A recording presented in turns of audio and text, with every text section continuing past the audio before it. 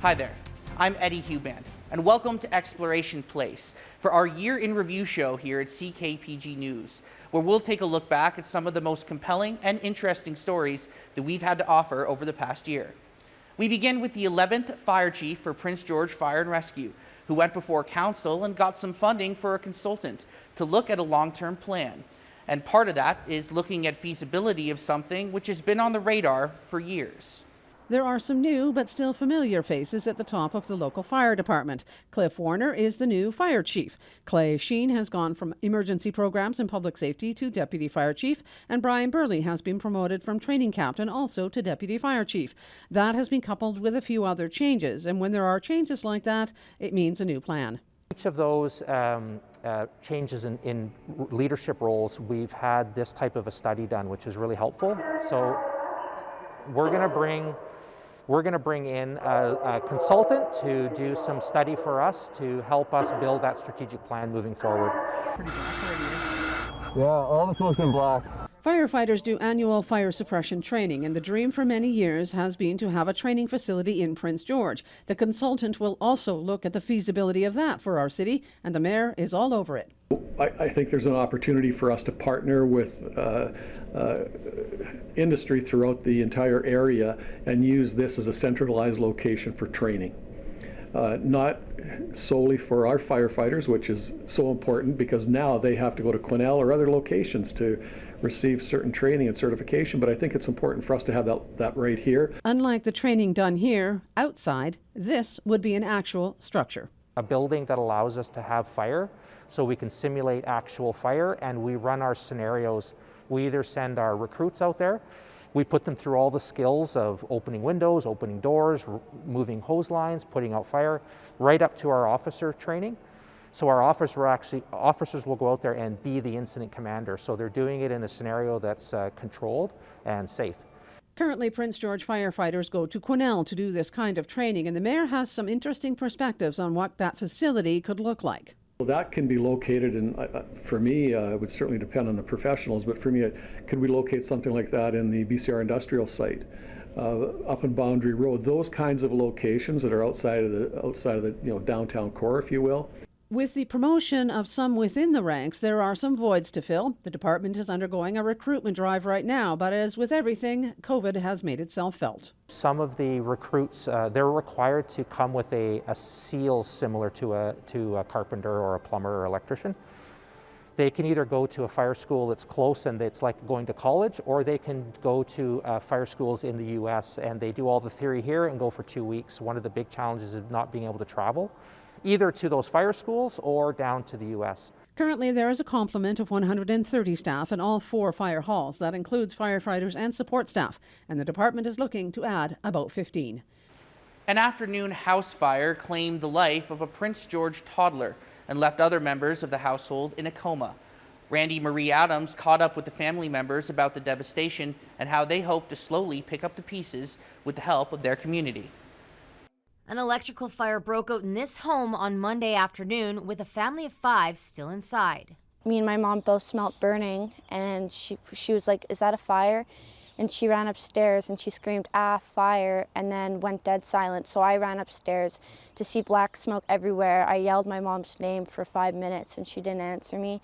And so I tried to book it to my front door to try and get outside. And about halfway through, I ran back downstairs because I knew I wouldn't have made it. So I ran downstairs to my little sister, and I started banging on my window, trying to scream for help. Destiny McKinney is the eldest daughter and got the call just after 3 p.m. And then when I heard the news that my mom and my siblings didn't make it out, my whole world went upside down. My brother is still in Vancouver, and my mom is in an induced coma. And they are in stable condition. The family is now separated. Trinity and Deja are staying with their older sister, Destiny, while their father is in Vancouver with the mother and 2 younger siblings. However, the anguish doesn't end there. Destiny and her sisters received a call that changed everyone's lives. Unfortunately, we lost my younger sister.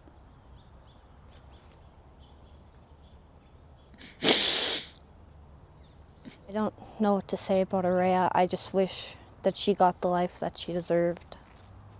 Right now, the family is in shock, trying to piece together what remains while dealing with flashbacks of what happened. Destiny says the community has shown unbelievable support, including helping out with their GoFundMe. We have had so many people donate clothing and shoes and so much food and their love and their sympathy and their condolences. We are surrounded. You know, they say it takes a village, and boy does it ever, because we're losing it. The family is still in need of some donations. They have planned a donation drop-off at CN Center for Saturday, March 12th at 11 a.m. to 3 p.m. If you would like to donate and you can't make it for that event, you can head to the GoFundMe link located below. For more details on how to help out, you can head to ckpgtoday.ca. Randy Marie Adams, CKPG News. The Prince George RCMP announced the discovery of human remains in a local park. It meant the family of a homicide victim from over 3 decades ago were able to finally have some closure. Dave Branco brought us this report. It's definitely unusual for a skull to remain unfound in such a high traffic area for 30 years. Located less than 200 meters from City Hall, Connaught Hill Park is one of Prince George's most popular parks during the summer months. As the seasons were changing last month, a resident stumbled upon something he would never forget. A member of the public was walking through Connaught Hill and came across what he believed to be human remains. He did report this to the RCMP. Our serious crime unit went out and did locate a human skull. With the BC coroner's assistance, the skull was taken away for DNA testing. It was discovered to be the skull of Donna Charlie, who was murdered in Prince George in 1990.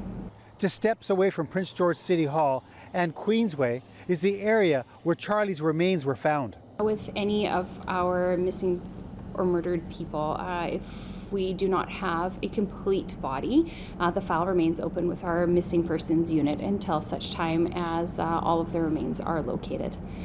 So that could take any number of years, depending on the circumstances of the file. Her boyfriend, Jerry Smaslet, was convicted of killing 22-year-old Charlie in the 90s. We're thankful for the member of the public who noticed something unusual and reported it to police. Anything unusual in your area or that you come across that doesn't seem to be of the ordinary definitely should be reported to police, because you never know if it's the one detail we are missing to close a case. It's time for a short break here on Year in Review, but when we return, we'll take a look at some of the community impact stories that we've run over the past year.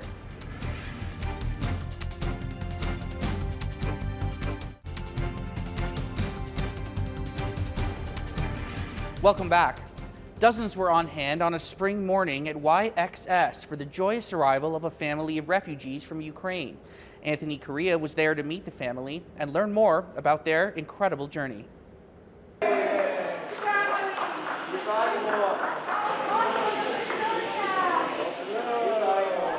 This was the scene at YXS Tuesday morning when Lilia Huzenko, Olena Kramarenko, and her 2 children arrived on a flight from Vancouver, greeted by citizens showing support for the family. I have not planned for this, if true, but I don't know how long war will be in Ukraine, and how, I don't know really.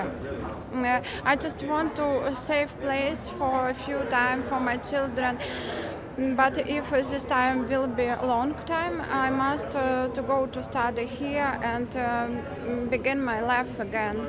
The grandmother, mother, daughter, and son chose to flee Ukraine due to the Russian invasion. A hard choice to make, leaving your homeland and even your family. Hard because my husband stays in Ukraine, and it's more hard questions for me. Share Hope is an organization in Prince George that helps settle and sponsor refugees. The organization has been active for almost 9 years, and back in 2016 they helped bring a Syrian family to the city to help them escape from their war-ridden country. Eva Gillis, the chair of the committee, hopes they can help more families overseas and knows Prince George is a great place to do it. The people of Prince George are warm-hearted and generous. We've seen that year after year after year, and it's no different now.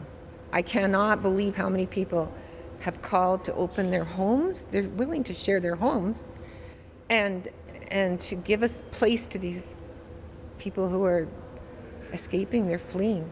with many people willing to take in families, such as Michelle Godet, who's done this before. We met through PG for Ukraine website. Right now I have the privilege of having the space available, and I have the time right now to help out, and it's the least I could do. For more information on how to get involved in supporting the Share Hope Refugee Sponsorship Committee, send an email to pg.sharehope@gmail.com. Anthony Correa, CKPG News.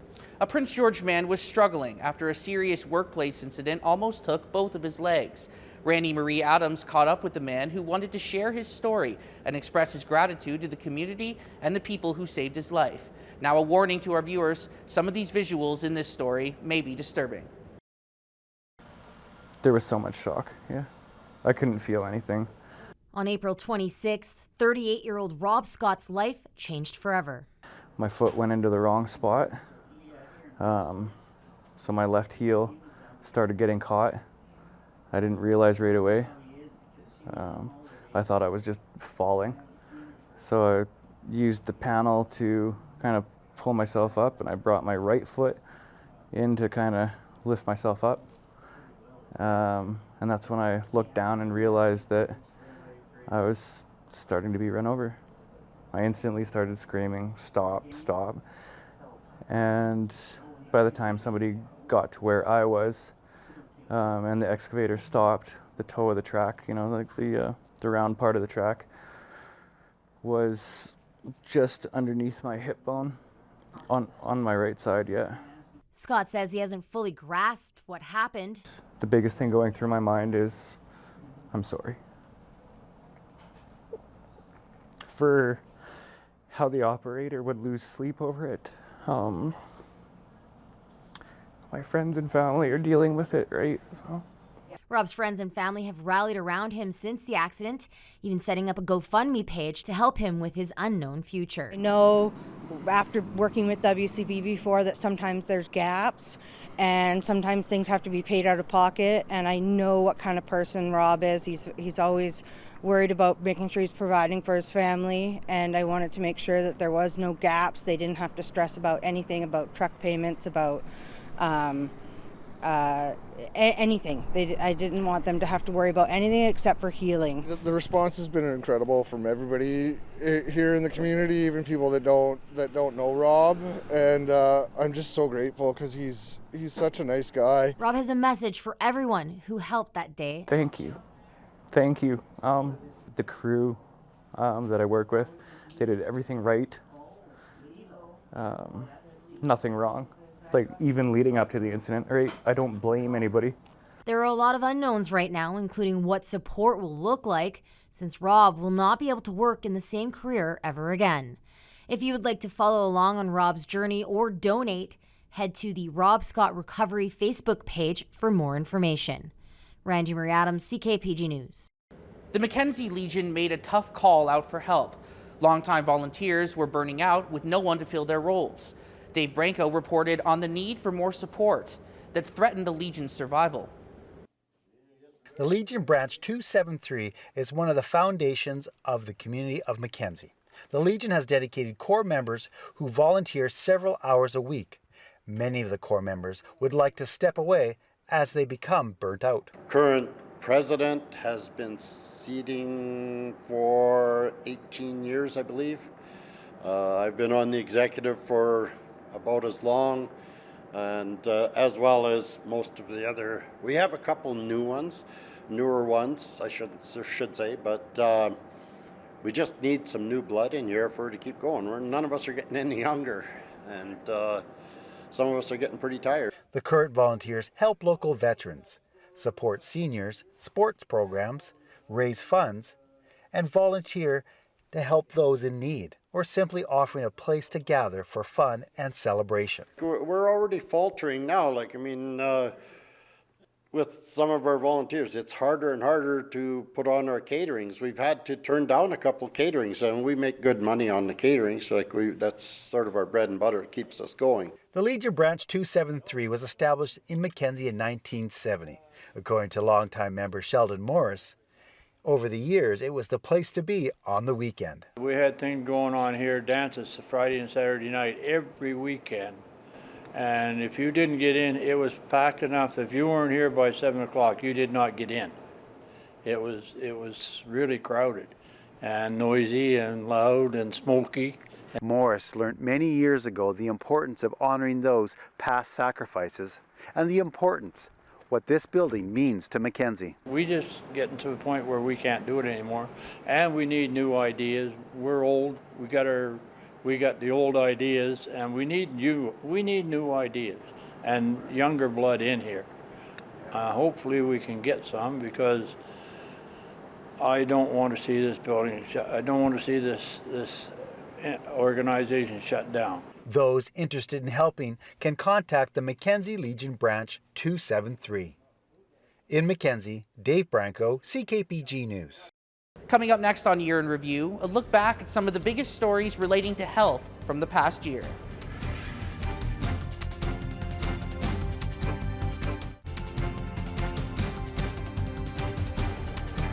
Since the start of the pandemic, the growing need for veterinarians has only increased in northern BC.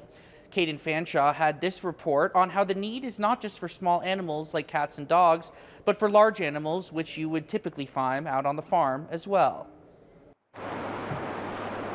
Just west of Prince George, the animals roam the 600-plus acre area that is the Chillow Creek Ranch. We raise beef and pork, chicken in the summertime. The Saunders took over the ranch here in 2018, and since then they've expanded, growing their herd of English white cattle. But with growing comes a growing need for a vet, and these days large animal vets in particular are extremely hard to come by. It's a real crisis, really, because when you need them, and when you don't need to see them. So it's usually an emergency when you need a large animal vet. We're coming up here, people have already started calving, so there's calving problems that need to be dealt with kind of rather quickly, that aren't something that we can deal with on our own usually if we need a vet. So you have about 80 head of cattle here at Chillow Creek Ranch, and with calving season coming up, there's only one vet to go around, so you can imagine that poses a bit of a challenge. When there's only one vet, it could put the whole herd at risk. Sometimes it happens, you know, you have an animal that we had these horses, they all of a sudden they got into something, we don't know what, and cuts on their legs, right? And you need to get a vet out. And there's one mobile vet, and she's busy, and hopefully you can get her. And it's not only a problem locally or even regionally. This is Canada-wide. And we're having the shortages that we're starting to see in that practice. It becomes a bit of an issue for us for the welfare of our animals. What the issue is forced is for the Saunders to do the best they can on their own. Your business has to succeed, you got to make it go, and if you lose all your animals, well, that's devastating for people. So, and that obviously has a trickle-down effect to the whole industry. According to the BC Cattlemen's Association, there's more problems than solutions at the moment, but as the work continues on a solution, life rolls on at the ranch. Yeah, we like it. I like being out here. I'm not a big fan of town or people, I'm sorry, but yeah, I'd rather be out and about out here. It's great. Whether it's a walk with the animals or enjoying all that Mother Nature has to offer, the Saunders say there's no better lifestyle. One thing I think is the most important is people need to know their farmer and they need to know where meat comes from and support local. Caden Fanshaw, CKPG News. Prince George lost a local sports icon as the great Tom Massage passed away this year at the age of 86. He was remembered by a lot of people around the city and will be dearly missed. Here's more. He was a very special person. I mean, he held a special place in the city. Everybody in sports knew Tom Massage. Everyone. And why wouldn't they? Tom Massage was well known around the city, not only for his involvement with sports, but the community as well. Tom was easy to work with. I found him so easy to work with, easy to talk to, and just an enjoy to be around. And he gave so much. Tom made a massive impact around the city in many ways, most notably with track and field, helping hundreds of local kids and forming the club in Prince George. Prince George Track and Field Club started in Tom Massage's living room 50 years ago. We just finished our 50th season, and in 1973, he and some friends and probably most of his family members got together and decided that they would create this club, and it has been running ever since. So I think that's an amazing legacy. Which in turn prompted a name change for Massey Place Stadium back in 2005, something Mayor Lynn Hall believed was well deserved. You know, the community, and particularly Prince George Track and Field, wanted to pay tribute to Tom and all of the work that he's done. And what better way to do it? I mean, that was his second home, and sometimes I often wondered if that was his home because he spent so much time there. And the mayor wasn't the only one who believed that Massey Place Stadium was a second home for Tom. The stadium's a great legacy. I've been calling it the house that Tom built for a little while now because, well, it is. When they were building it, the plan was to go ahead, and he wasn't part of the original discussions, and he kind of forced his way in there and changed the design and made things work better for the venue that it was supposed to be. And that's kind of who he was. He had a vision about things, and he wanted to make them work. However, his son Bill knows it wasn't just sports his dad made an impact on. Dad's legacy isn't just this place. His legacy's all around us. He was a carpenter. He built UNBC. He was the general superintendent on the library. He's got buildings all over town, bridges all over town that he worked on, and that's part of his legacy too. But I think Dad's biggest legacy isn't the physical stuff. It's the kids that he worked with, the people that he knew, and the connections that he made within the community. He always said that he just wanted to help kids. And by helping kids, some of those kids grew up to help other kids, and that just keeps continuing to this day. And that's really, to me, that's really special. Tom Massich has passed away at the age of 86, but his legacy in Prince George will live on for years to come. Despite COVID-19 public health orders banning nightclubs from opening in the early parts of the year, a Prince George club reopened defying orders in several videos which they posted on their social media. Caden Fanshaw reported. Dancing, drinking, and not a mask in sight. It was a full-on pandemic party held last weekend in Prince George at the Lambda Cabaret, blatantly defying public health orders.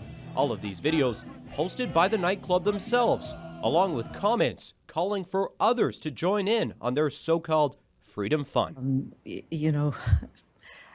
Basically a slap in the face to some of the healthcare workers have been working so hard for so long.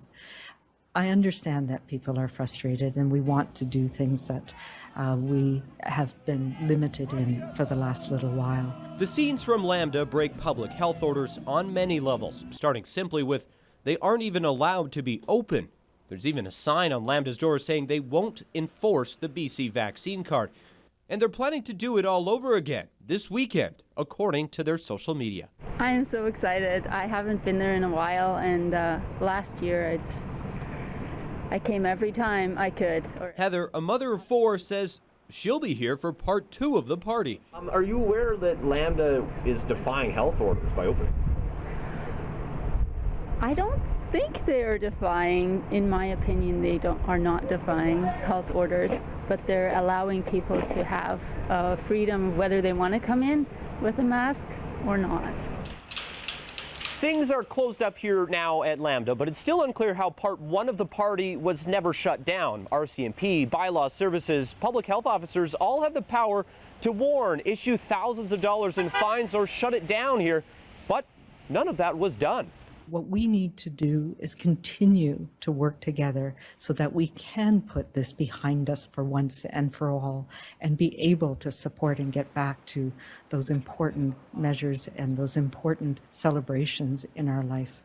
Northern Health says enforcement could be coming and more could follow. In BC, businesses who break the rules can also have their liquor license taken away or suspended. Depending on what the concerns around compliance are, Northern Health Public Health obviously receives and follows up on, and we have been for some time, complaints and concerns from across the region.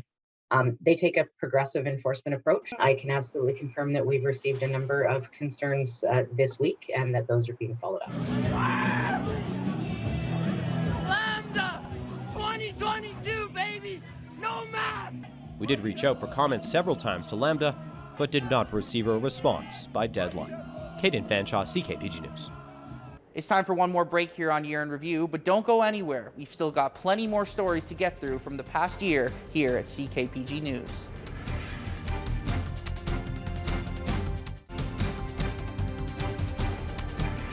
Eight to 12 trips per day. The green Prince George Polars hockey program bus was a crucial piece in providing an opportunity for kids to get involved with the game of hockey. But now the aging bus has moved into retirement. It's the end of an era for an iconic vehicle in Prince George. After serving over 1,100 students, the Prince George Polars hockey program bus is set for retirement. It's getting tired. I'm filling it up with oil as much as I am gas these days. So, and it's starting to show some of its aging with some rust spots and that. From the beginners to the Stanley Cup champs, the bus has served the school well, but its use hasn't been limited either. We've used it for more than just hockey. We've used it for English classes, for students that are in the choir or the band, going to elementary schools and performing for them. And so a lot of good things have happened in this bus. The hockey program was first launched in 2002. Renzo Berra contacted the NHL Player Association and received gear, creating a program to help keep kids in school, but also provide an opportunity for kids to play the game who otherwise couldn't. It's just kind of grown from there. It was really for vulnerable students at the very beginning, and it's now grown into 10 classes ranging from beginners all the way to high performance kids. But don't worry, it will be out with the old and in with the new. In fact, for the first time in the program's existence, they will receive a brand new bus. The first two were previously used. There's basically 6 major sponsors that have kind of donated money, and then another 5 to 7 that said, yeah, we'll bring you over the top and buy you a brand new bus. And the whole goal is for longevity of the program, and we want it running for another 30 years, and a new bus is going to hopefully be around for at least 20 or more years. It will be a brand new bus, but will look much the same on the outside, sticking with tradition. It's going to be polar green. Yeah, that's definitely one thing that's not negotiable. We're going to probably update the logo on the side. The first logo was drawn by a student, and that was really cool. The one that's at the back door was also done by a student. I think we're going to keep that one as tradition, as bus number 1, 2, and 3 will have that logo, but we'll modernize the side of it for sure. The new bus for the Polars program won't arrive until the fall, which will be the time that the current bus officially gets decommissioned. 4 years ago, residents of Buckhorn banded together to revive the tennis courts located near their community elementary school. But as Dave Branco reported, access to the courts had been locked, upsetting those who wanted the facilities to be reopened. Several years ago, the surrounding community built this enclosed tennis court and then gifted it to School District 57. And according to Rose Vercake, at times in recent years, a team of people would maintain them.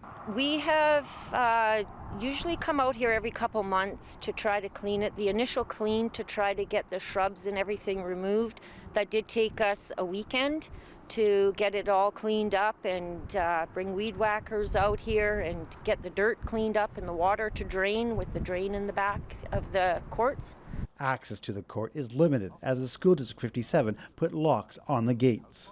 They locked us out of the tennis courts for 3 years. So in that 3 years, more trees grew, more grass grew, and the courts became very dilapidated.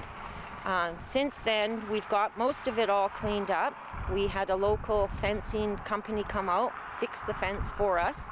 We still have the gate to fix, but there's no sharp points on the fence. There's nothing on the fence that's going to hurt the kids. The locks are on the tennis courts for one reason only, and that's public safety. We've got kids around there. We also interface with the community a little bit, and we don't want anybody to get hurt on those unsafe play areas right now. We could use it in the winter time a little bit when there's ice on that surface, but right now it's not good for the public to be there. The Buckhorn Community Group wants to enter into a user agreement with the school district, but has not heard back. We definitely want the public to be able to use these spaces, that it's not just at Buckhorn. These tennis courts and other spaces like it are on school property across the district. We're getting through COVID. We see the light at the end of the tunnel. That held us back a lot and changed our priority list quite a bit. We're still there, but we're getting through it. So these user agreements are going to start to roll forward, and we're excited about that. I'm not going to stop. I want these tennis courts to be used. Like, this isn't right. This is valuable blacktop in our community that our children could be using and playing basketball. The school could be utilizing it. Get these kids off video games, get these kids off of the computers, and get them outside here. Dave Branco, CKPG News.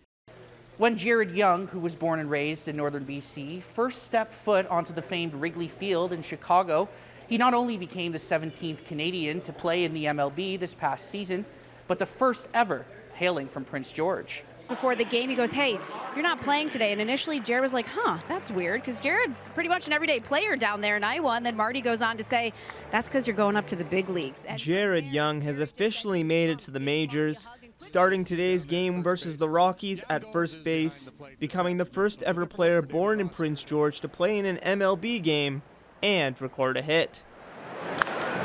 There it is, first big league hit for Jared Young as the ball spills out of Tolia's glove and he's into second. Not only did Young record a hit in his at-bats, he also made a couple of tremendous plays at first base, helping the team register some outs. On the ground, Morrell handles that, fires on the move, good pick again.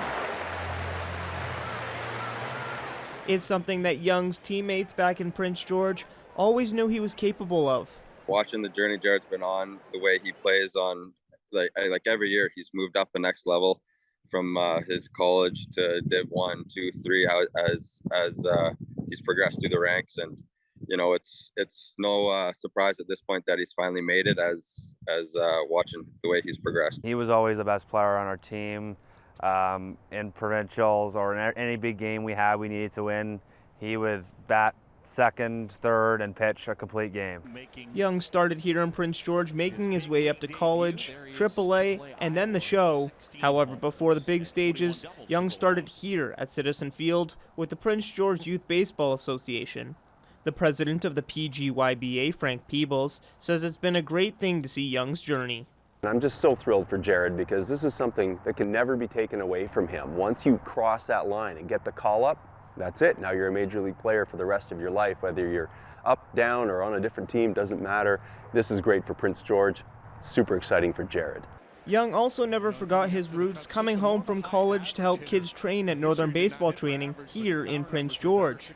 It's something owner Doug Clark appreciates and says that Young making his MLB debut today has opened up opportunities for other kids looking to make the big leagues.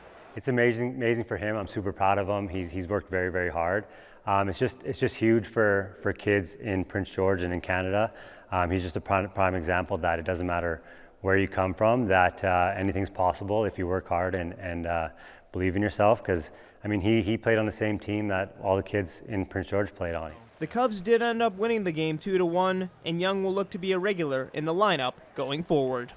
If you're buying a used car in a private sale, whether it's off Kijiji or Facebook, you could be paying more with a tweak to the way the province is now taxing sales. As Caden Fanshaw explains, the opposition was calling this an unfair way to tax the middle to lower class in rural BC. Let's paint a picture of the current used car market. Since the microchip shortage began 2 years ago, stock has been lower than ever. And because of that, the price for whatever's sticking around used car lots is inflated. To times like these, Larry Jardine has never seen before. Never. 50 years I've been doing this, and this is the first time ever where we had to pay thousands of dollars more for the same vehicle we were buying before the pandemic. And at this time, the BC government is changing the tax structure on used cars, specifically those sold privately. Dealership deals are excluded, but a good deal you might find online might not be so good anymore. Well, really what's happening is the province is essentially treating everyone as if they're tax cheats and tax criminals. and saying that they will now tell you how much your car is worth if you buy a used car. And that's the value you'll pay tax on. So if you get a really good deal, they'll say that's great for you, but you still owe us the tax as if it was what we feel the vehicle is worth. The difference comes on the transfer paper. Before, you'd pay tax on what you wrote on this form. Now the province will decide what you'll pay based on their system. They'll have the book value rating system by October of this year, they're saying. So that's when it'll officially take effect in terms of what you would see as you go into ICBC to deal with your paperwork. But this is not a theoretical. This is actually what will happen. And on page 91 in the budget book, it very clearly says this will impact low and middle income families, especially in rural BC. The opposition calls this unnecessary. In response, the province calling it anything but. Finance Minister Selina Robinson saying it's disingenuous criticism. The only change here is the amount you'll pay is calculated on the amount paid in the sale or the wholesale value of the car, saying it's not a new tax. If you don't agree with the value the province has your car at, you'll have to get it appraised. It's just mind-boggling that they're doing something like this. It's already fundamentally unfair to charge PST on any used item. It's already really bad for them to be charging 12% PST on used vehicles. Now they're adding insult to injury, and they're saying that you're lying when you tell them how much you paid for a used vehicle. This should be ripped up and thrown in the garbage can. Caden Fanshaw, CKPG News. It's time for one more break, but when we return, we'll take a look at some of the top stories from sports over the last year.